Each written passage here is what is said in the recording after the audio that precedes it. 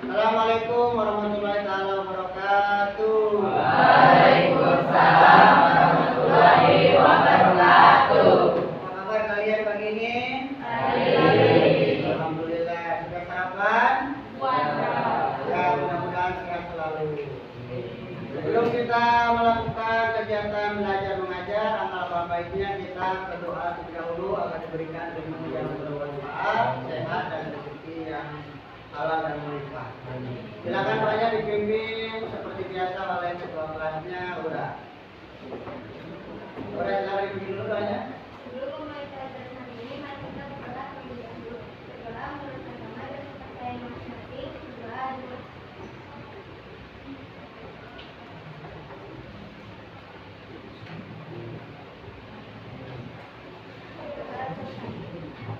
Assalamualaikum warahmatullahi wabarakatuh. Assalamualaikum warahmatullahi wabarakatuh. Sebelum mulai belajar, Bapak akan cek dulu kehadirannya. Aidil Fadila, Hadir. Aisyah, Hadir. Aulia, Hadir. Aulia Atta, Hadir. Aura, Aura Anjani, Aurel, Jamal, Evan, Eja, Fabian, Ajri, Kajandi, Lori,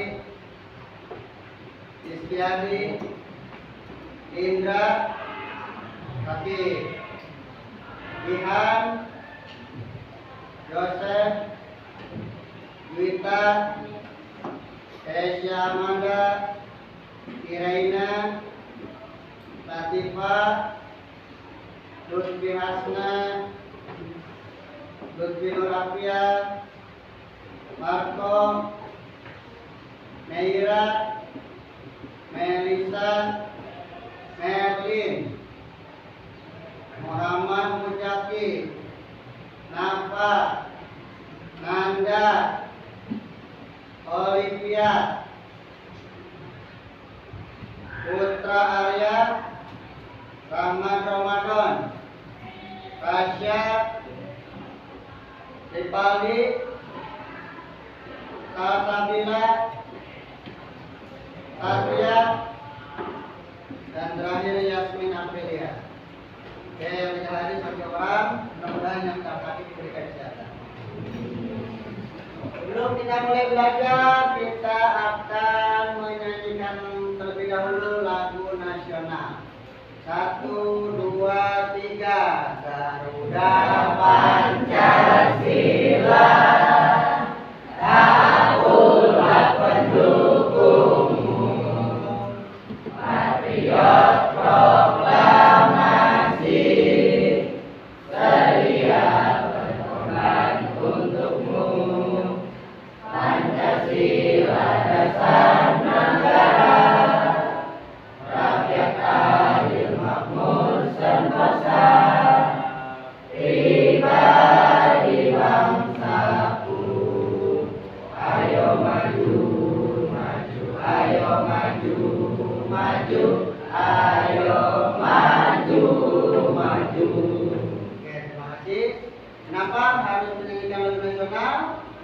Untuk meningkatkan jiwa nasional kita kepada negara.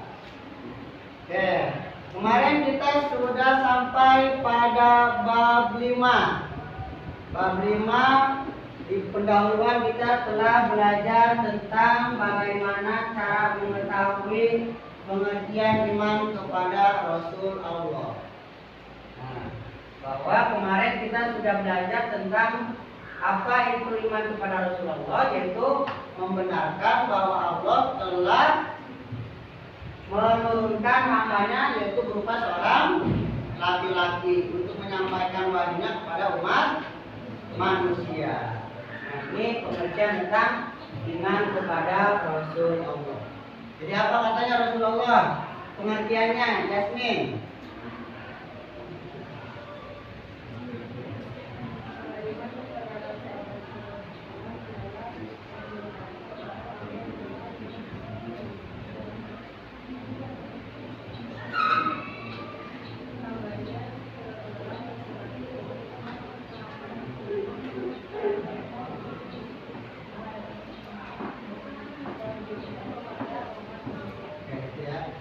Jadi iman kepada Rasulullah itu adalah tujuannya untuk membenarkan bahwa Allah memiliki seorang nabi, bukan seorang laki-laki. Fungsinya untuk apa? Untuk menyampaikan wahyu-wahyu Allah untuk disampaikan kepada umat manusia. Ini pengertiannya. Sekarang kita akan melanjutkan pembahasannya di halaman 172. Kalian bisa buka di halaman 172. Di sana ada judul tugas-tugas Nabi dan Rasul. Ya? Ya. Oke. Apa yang pertama tugas Nabi dan Rasul?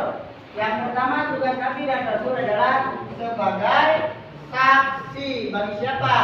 Bagi umat manusia. Jadi setiap nabi dan rasul itu akan menjadi saksi nanti di akhirat, di yaumil kiamat bagi umat-umatnya. Kalau Nabi Adam, dia akan bersaksi kepada umatnya Nabi Adam. Kalau Nabi Ibrahim alaihissalam, dia akan bersaksi kepada umatnya Nabi Ibrahim. Nabi Musa juga akan bersaksi terhadap umatnya Nabi Musa, dan seterusnya sampai Nabi Muhammad Sallallahu Alaihi Wasallam di akhirat atau di yaumil kiamat nanti akan bersaksi bagi umatnya. Siapa di antara umatnya? Itu kita umatnya. Apa yang maksud dengan saksi bagi umatnya? Nanti misalkan ya Gajandi tadi pagi sholat subuh berjamaah. Sholat subuh itu perintah Allah dan Rasulnya atau bukan? Perintah Allah dan Rasulnya atau bukan sholat subuh? Ya, perintah Allah dan Rasulnya.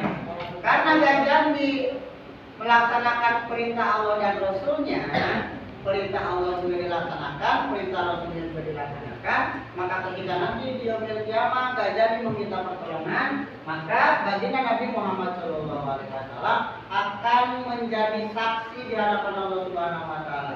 Apa kata Nabi Muhammad? Ya Allah, ini umatku bernama Gajandi. Dulu ketika di dunia, beliau atau dia telah melaksanakan semua perintah-perintahmu dan melaksanakan perintahku. Di antaranya sholat, zakat fitrah, puasa Ramadan, dan haji jika tidak mampu dan lain sebagainya. Maka dia atau beliau baginda Nabi Muhammad SAW akan menjadi saksi, akan menjadi tameng, akan membackup umatnya ketika memerlukan bantuan atau pertolongan. Ini yang dimaksud dengan tugas-tugas Nabi dan Rasul pertama. Yang kedua, sebagai pembawa kabar gembira. Kabar gembira ini diberikan oleh Nabi dan Rasul kepada orang-orang yang membenarkan risalah dan mengamalkan petunjuk-petunjuk yang disampaikan. Apa yang dimaksud di sini?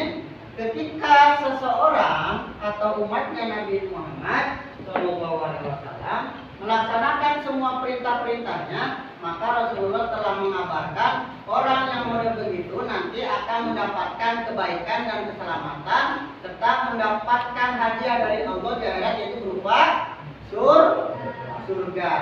Jadi tadi pagi sholat subuh, nanti siang sholat zuhur, nanti sore sholat asar, nanti maghrib sholat maghrib, nanti malam sholat isya. Ketika itu dilaksanakan semuanya, maka Rasulullah dan Allah telah menjanjikan yaitu berupa keselamatan dan hadiah di akhirat, yaitu berupa surga. Itulah yang maksud dengan pembawa gembira.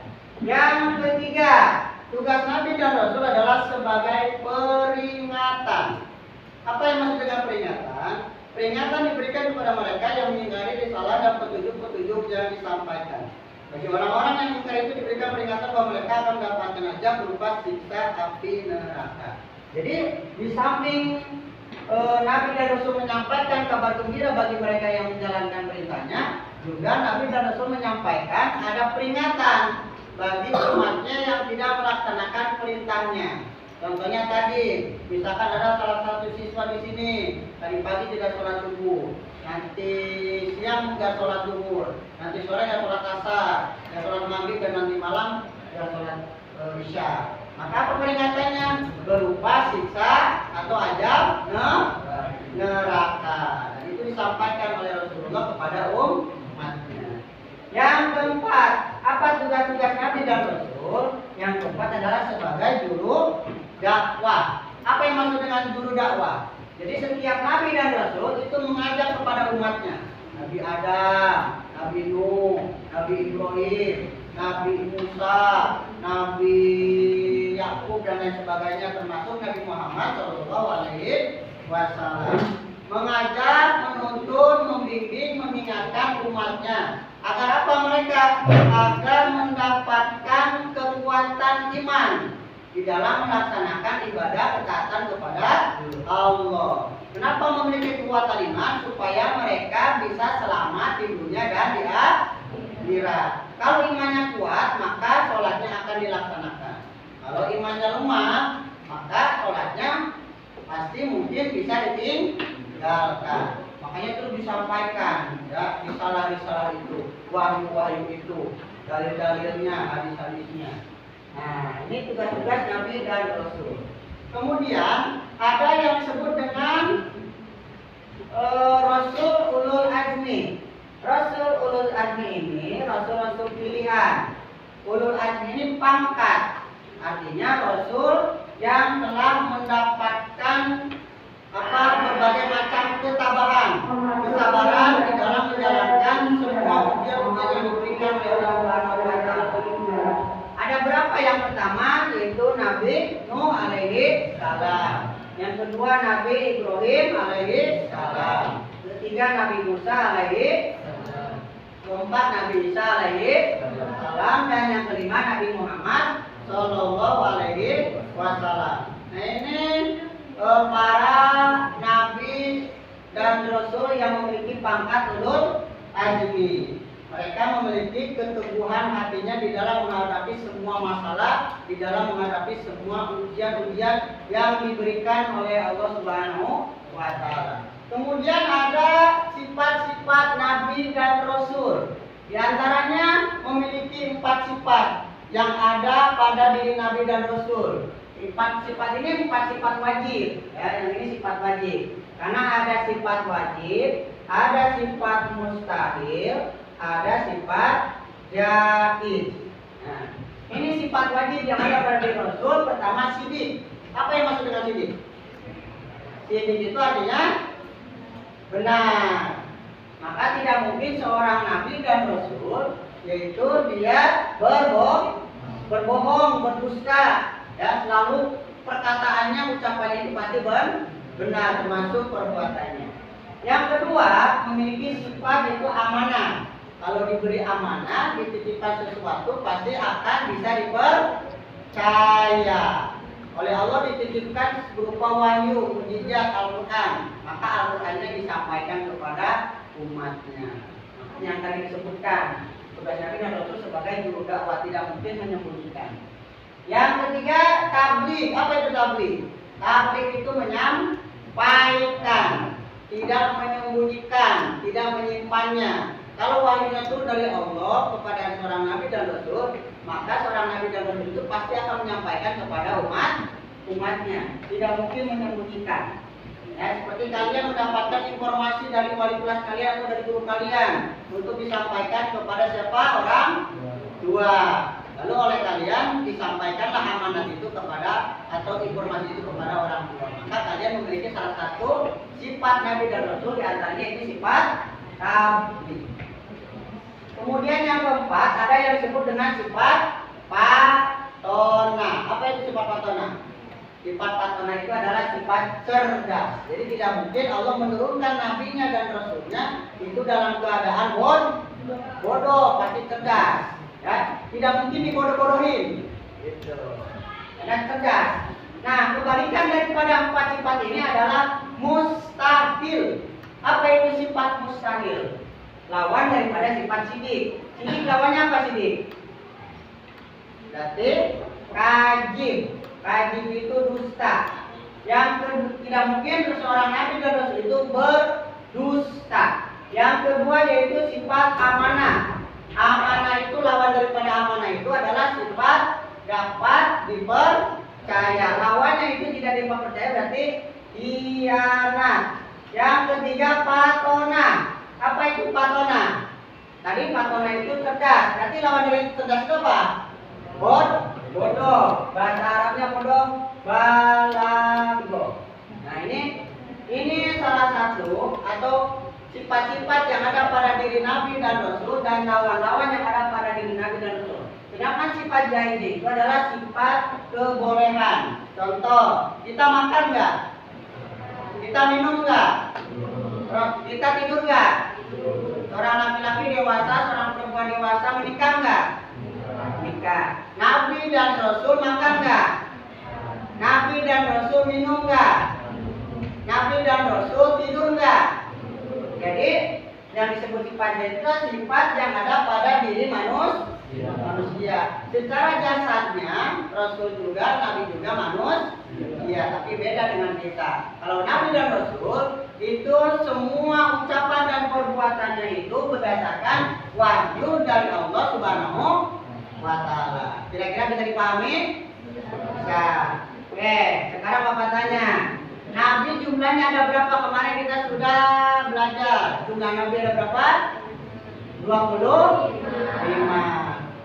Adam, Idris, Nuh, Saleh, Ibrahim, Lut, Ismail, Ishak, Yakub, Yusuf, Ayub, Suhaib, Musa, Harun, Zulkifli, Daud, Sulaiman, Ilyasa, Yunus, Yahya, Isa, Muhammad, Anbiya, Muhammad Al-Mustafa.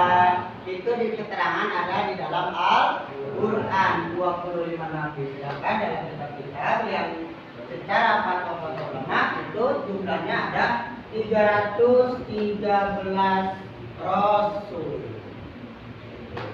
Dan semuanya ada 124.000 nabi. Ini rasul, ini nabi, 124.000 nabi. Jumlahnya yang dijelaskan dalam Al-Quran 25 nabi. Oke, kalau sudah dipahami, sekarang kita refleksi dulu. Kalau ada kalimat bergerak, kalian boleh berubah ke posisi kalian. Bergerak berdiri. Bergerak berdiri.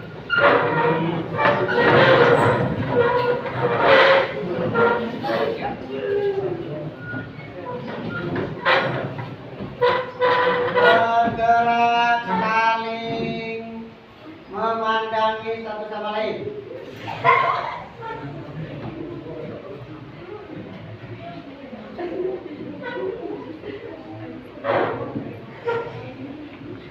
Sudah selesai? Sudah, kalau sudah selesai silakan duduk. Ya. Yang tidak paham. Karena belum ada kalimat bergerak. Yang satu, jadi kalian belum paham.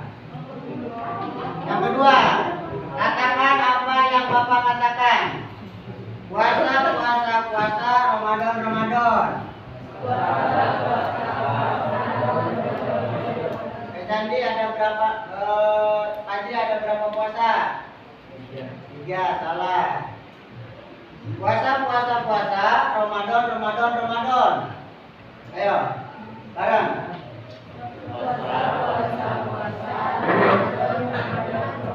Ada berapa Ramadan? Kasya. Ada berapa?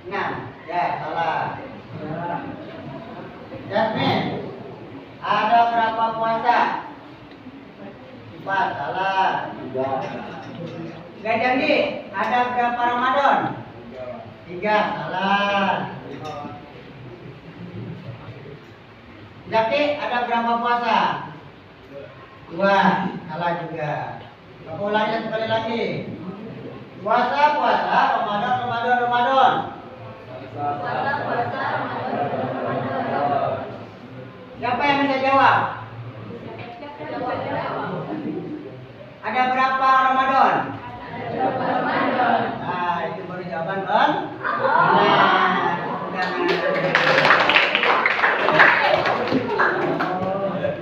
di akhir daripada pembelajaran materi pagi hari ini, kita telah melakukan pembelajaran yaitu tentang iman kepada Nabi dan Rasul. Bahwa sebenarnya Allah itu telah menurunkan Nabi dan Rasulnya untuk menyampaikan wahyu kepada umat manusia. Tujuannya adalah supaya manusia itu terdidik, terbimbing, dan bisa menjalankan semua apa yang diperintahkan Allah dan Rasulnya. Supaya apa? Supaya selamat dunia dan akhirat. Oke, terima kasih. Mudah-mudahan pembelajaran pada pagi hari ini kita diberikan ilmu yang manfaat, diberikan kesehatan dan rezeki yang halal dan berlimpah. Sebelum kita tutup pada pembelajaran pagi hari ini, kita terlebih dahulu dengan membacakan surat Wal-Asri. Bismillahirrahmanirrahim. Wal-Asri innal insana lafi khusri illa alladzina amanu wa amilus sholihati wa tawasaw bil haqqi wa tawasaw bis sabri. Sadaqallahul adzim. Assalamualaikum warahmatullahi wabarakatuh. Waalaikumsalam warahmatullahi wabarakatuh.